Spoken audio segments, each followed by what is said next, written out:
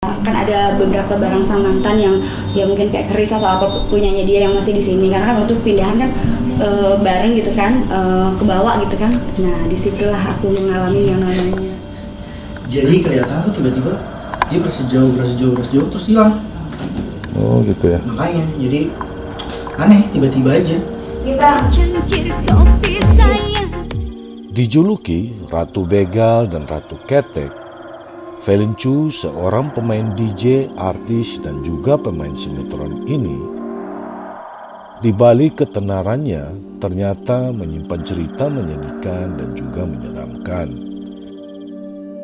Hubungannya dengan sang kekasih yang sudah terjalin lebih dari 3 tahun ini harus kandas lantaran sang kekasih lebih memilih wanita lain. Tidak berakhir di situ. Kisah Felin dengan sang mantannya.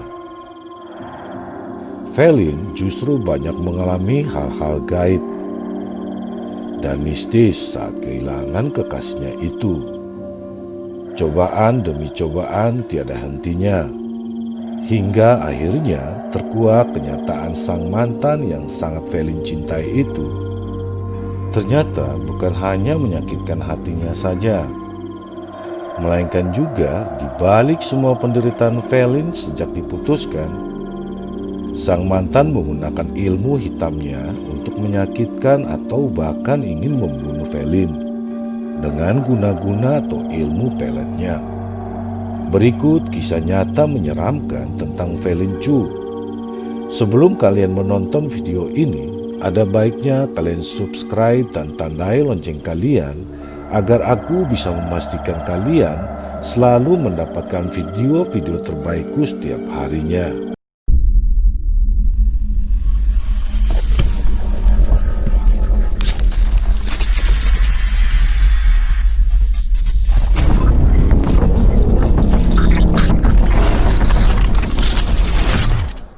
Dan baru-baru ini kan di rumah baru khususnya, jadi aku baru pindah. Terus ya kan ada beberapa barang Samanthan yang ya mungkin kayak keris atau apa punyanya dia yang masih di sini, karena kan waktu pindahan kan bareng gitu kan, ke bawah gitu kan. Nah disitulah aku mengalami yang namanya kesurupan sampai 2 kali. Dan yang aku tuh ngalamin yang namanya, ya mungkin tujuannya sang mantan tuh apa ya, pengen bikin aku gila katanya mereka. Dan kebetulan alhamdulillah adik aku nih ada di sini, dia selalu jagain aku nih, si satu ini.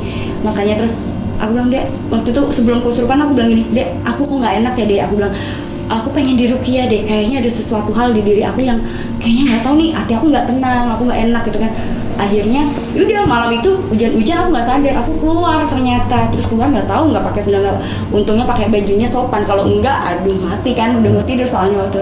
Akhirnya sama adik aku, kakak mau kemana? Ditarik, udah aku langsung teriak. Nah habis itu malam itu adik aku tuh, aku bilang, Dek, pokoknya aku nggak mau tahu, besok aku datengin kiai, ini aku nggak enak, badan aku tuh kayak ada sesuatu. Bener pas kiainya ini kesini ya dia waktu itu.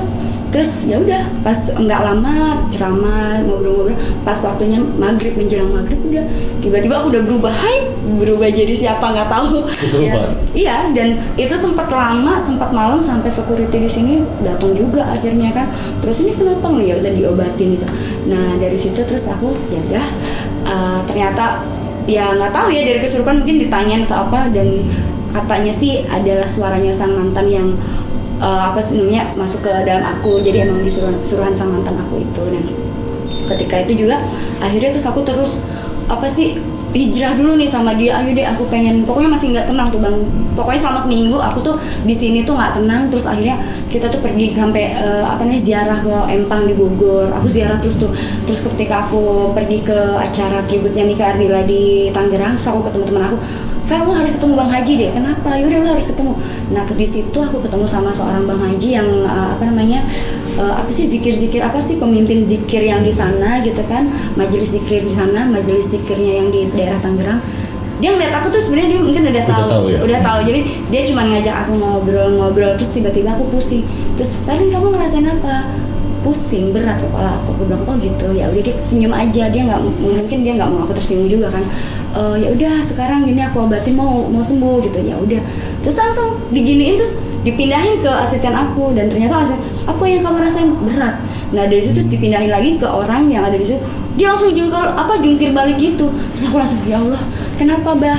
Langsung diceritain, ini orang ini siapa, inisialnya tuh mantan aku. Bilang, oh iya, ini orang ini tuh emang pengen bikin celaka kamu, orang ini tuh pengen bikin kamu tuh gila, orang ini sengaja pokoknya ngeracunin hidup kamu, ngancurin. Ya emang selama setahun ini kan aku lagi ini ya, makanya aku off dulu dari dunia entertainment. Nah yaudah akhirnya, udah kamu gimana mau ini, ya udah akhirnya diobatin, diminumin air. Ketika aku diminumin air waktu itu, aku ngerasa langsung pusingnya tuh udah kayak vertigo, terus mual gitu kan. Udah jangan gitu, dikeluarin aja kan. Akhirnya aku keluarin, terus aku udah nggak tahan, aku bilang aku mau ke sana, aku lari terus di situ dikasih kursi duduk, terus aku muntah. Ya di situ sempat kayak, jadi tubuh aku tuh kayak mau keluar masuk gitu. Jadi aku ngerasa kayak udah pusing nggak karu-karuan gitu. Bang Adi ya udah dikeluarin sama Bang Haji, dan itu banyak banget katanya, ini banyak banget yang ada di badan kamu, tapi udah dicabutin. Saat pulang dari situ aku masih minum obat air itu ya Bang. Dari situ terus di tengah perjalanan tuh aku muntah di Blok M, di daerah Blok M tuh aku muntah, semua yang aku makan tuh aku muntahin. Nah di situ aku udah mulai lega, itu keringet dingin keluar semua, terus pokoknya badan aku tuh ngerasain gak enak banget. Terus aku mampir ke temen aku DJ, karena aku udah ada janji sama dia. Nah temen DJ aku juga pun ternyata dia punya kayak six sense juga sama istrinya. Terus pas ketika ketuaan, ini kenapa, langsung di perut aku masih terasa kayak dikocok-kocok gitu, ditarik sama dia, ini dibuang. Nah jadi ketika sekarang sih aku masih masa penyembuhan juga sebenarnya gitu.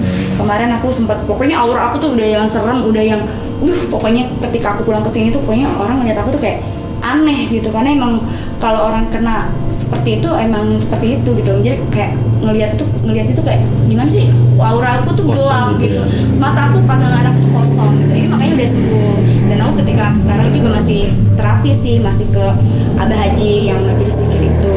Terus juga aku masih ke teman aku, kalau misalnya aku lagi gak enak aku langsung ke DJ Kucuy namanya, sama Kak Teti yang di Tanah Abang itu yang nolong aku juga. Jadi kemarin tuh sempat ditarik-tarikin, kemarin sempat juga kan aku ngerasa gini, kemarin tuh sakit di dada aku kayak ditusuk-tusuk, itu tengah malam datangnya, kayak kok rasanya nggak enak banget. Terus dada aku tuh sesek kayak gitu-gitu terus kan, ini ada apa ya, aku feeling aku nggak enak. Akhirnya aku ke Teti kan, Kak aku tolong, itu waktu itu paginya tuh aku mau casting buat sinetron baru. Terus kata aku telepon, kok aku ngeliat baju aku kok kayaknya sebel banget ya, benci banget, aku bilang gitu kan Bang. Terus kata udah itu yang ngomong bukan kamu, udah kamu fokus aja, pokoknya aku doain dari sini. Ya udah sama Kak Teti didoain, terus udah aku tetap berjalan, casting berjalan, terus pulang casting aku kesana. Dan ternyata dia tuh ngambil tisu, diambil yang ada di hati aku nih yang ngerasa sesak itu, diambil sama dia, tisu tuh dibakar. Tadinya kan namanya lantai itu kan kosong tuh Bang, nggak ada apa-apa, dan itu tuh ada goresan-goresan gitu. Dan ternyata iya.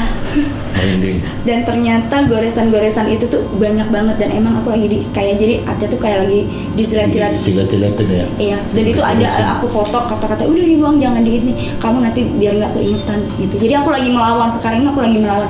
Aku sih nggak tahu yang namanya motifnya dia apa gitu kan.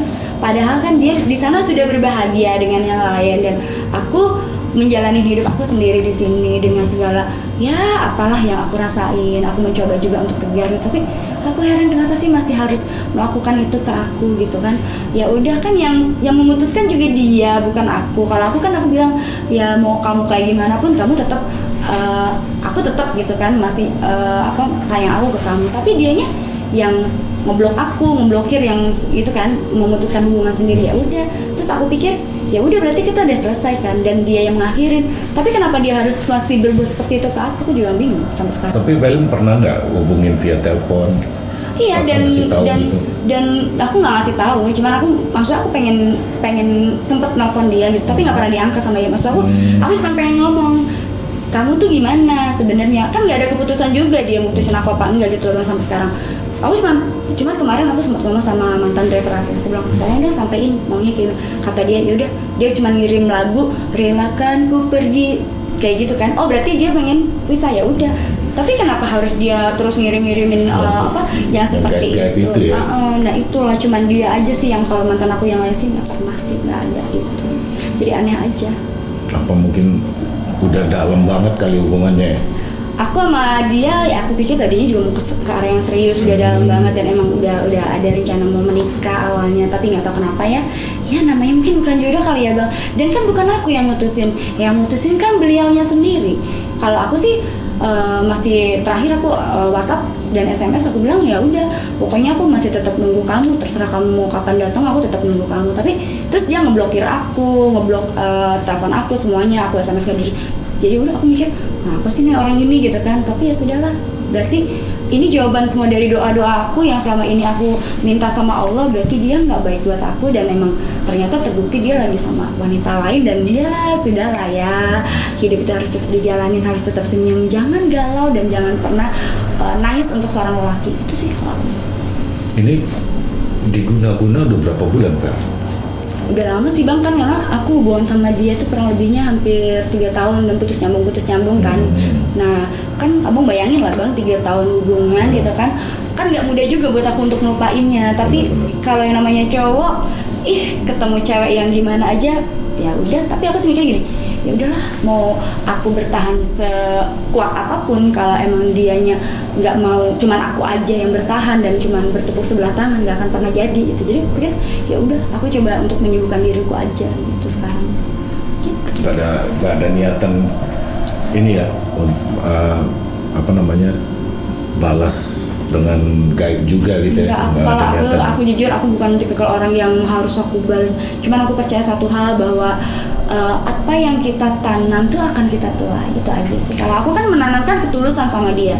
Dulu dia susah, aku bantu sampai segimana. Ketika dia sekarang senang, dia lupain aku. Terus dia senangnya sama wanita lain. Ya apa, silakan. Allah itu maha adil. Allah itu pun melihat mana yang tulus, mana yang modus, dan Allah juga pasti. Aku tuh selalu terzolimin. Allah tahu doa orang terzolimin itu pasti akan didengar Allah. Entah cepat atau lambat gitu ya. Tapi insya Allah karma itu akan datang gitu aja. Makanya aku selalu menanamkan, aku sama mantan aku yang lain tuh masih baik, masih komunikasi. Cuman ya itulah, aku bilang aku sih orangnya sama siapapun welcome, baik gitu. Terserah orang tuh selalu kasih aku kejahatan atau jahat sama aku, ya biarin urusan dia sama Allah, itu aja sih kalau aku.